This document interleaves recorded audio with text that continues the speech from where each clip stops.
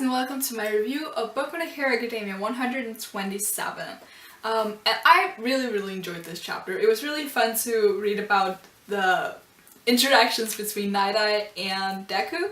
But more than anything, I really enjoyed that this seemed to be the first time, the first time where Deku is about to prove that he is worthy of One for All. He kind of did it with Gran Torino, but I feel like this is like the first time he's really going to acknowledge it, because with Gran Torino it's like, okay, you're gonna learn to use the quirk, and you need to understand that there's something to be learned from gaining a new quirk, and there's different ways to use it and blah blah blah. Here it's like Nighteye is saying, you don't deserve this quirk, I believe that Mirio should have had it, and Deku's like, okay, I'm gonna prove you wrong because All Might chose me as his successor and not Mirio. So I really like that, because it's gonna be a struggle for Deku, because he is gonna the point of him having this quirk is for him to eventually become the symbol of peace, and for him to get to that, people need to acknowledge that he is on All Might's level or above. They won't settle for anything that's below All Might as their symbol of peace. And gaining an All Might superfan as his supporter, All Might's former sidekick, and someone who knows about One for All as his supporter, and just generally agreeing with All Might that Deku was worthy of having this quirk, that's gonna be a good thing for Deku, and it's just in general gonna be a good thing for him to be under Nighteye, because he knows so much about All Might, he knows about the quirk, he is probably a really solid hero, and he's funny. So yeah, the internship is gonna be really great for Deku, and I do believe that he will end up being an intern. I don't believe he'll actually manage to stamp it, but I feel like Nighteye is gonna acknowledge that he did his best or whatever. We also find out about Nightae's quirk, which is Foresight, which basically means that he can predict your movements. So Deku's strategy is just trying to move faster than he can react to, because that's usually how you deal with Foresight, that you just, okay, you know what's gonna happen, but I'm just gonna be so fast that even if you know, you can't do anything about it. It doesn't really work, so far at the very least, but who knows what's gonna happen. He might stamp it. I personally don't think he will. I think Nighteye will just acknowledge him anyway, or maybe make him go through other stuff, I don't know. I just don't feel like he's gonna stamp it. But I feel like this is probably also one of the reasons that Nighteye and All Might are no longer working together, because they were disagreeing on who the successor should be. Because from how Nighteye talks, it seems like they were working together when they were discussing the successor.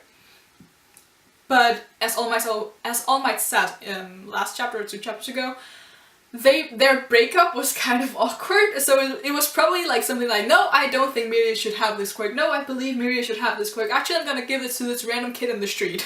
Awkward, yes.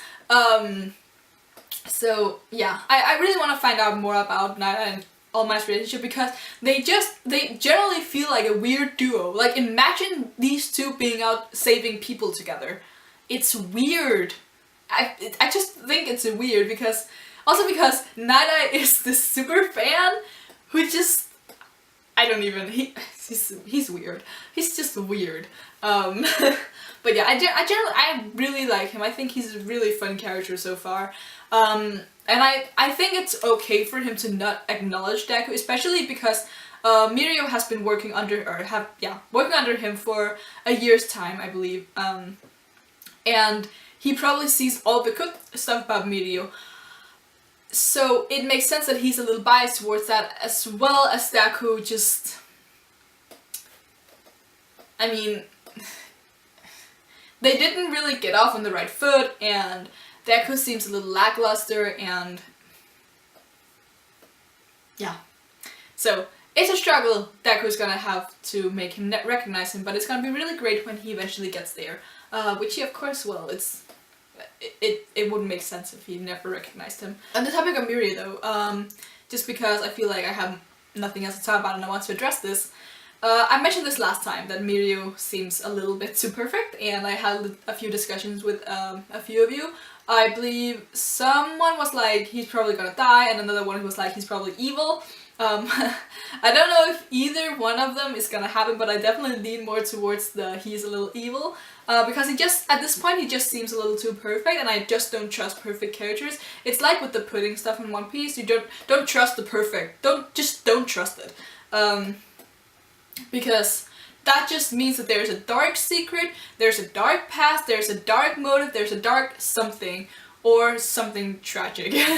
And as cliche as it would be to make Mirio this like dark, evil character, I think it would be fun to like find his flaw, because so far his only flaw is his goofy face, which is endearing because if you're a hero with a goofy face, it's easy to make like children feel a little better because they look at your face and you don't see like Endeavor who just looks scary. You see Mirio who looks like a friendly like cartoon character.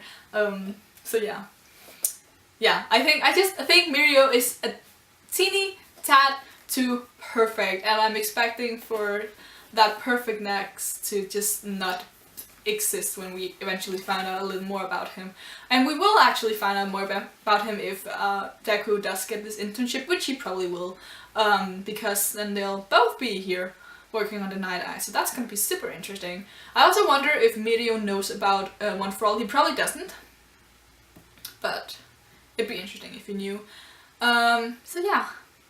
Is there more to talk about? It was very, very dialogue heavy, and it very much like a geek off of who knows All Might the best.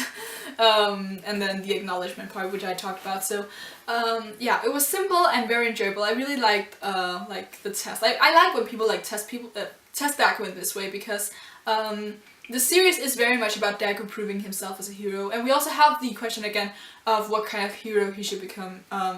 Nighteye asks him what he can contribute to society, which again has Deku thinking, because he just wants to be a good hero, but he's never really thought further than I just want to be the best hero. Which no, is a problem because you can't actually do anything or everything. So yeah, I think that's all I have to say about this. I'm really looking forward to next week, because that's probably gonna be the conclusion of what Nighteye thinks of Deku, and probably the beginning of him acknowledging him, or just like seeing that he at least has the potential to use One for All, or maybe just standing by that he thinks Mirio should have the quirk and try to tell Deku that he should give his quirk to Mirio, because he can do that. He could just like take one of his hairs out and make Mirio eat that. So it's not gonna, like, it's gonna be a difficult process, but it's not gonna happen, obviously. That would be really weird for the story to go in that direction. But yeah, I'm just gonna stop rambling now, because now we're in some weird what if territory. So yeah, you can leave a thumbs up on the video if you like anything that I had to say. Leave in the comments below what you thought of this chapter, and you can subscribe if you want to see more. And until next time, bye!